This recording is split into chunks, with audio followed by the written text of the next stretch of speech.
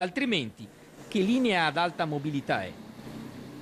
È addirittura d'arrivo il piano casa e la Confartigianato del Veneto, guidata dal vicentino Giuseppe Sbalchiero, esprime unità di vedute col gruppo regionale del PDL, uno strumento necessario per il settore edile e le famiglie, dice il capogruppo Bond.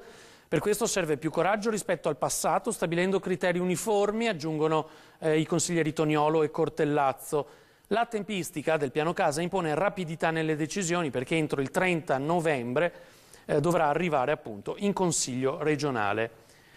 Il Comune di Vicenza ha prorogato il bando per l'assegnazione dei contributi regionali sulle spese di affitto pagate nel 2011.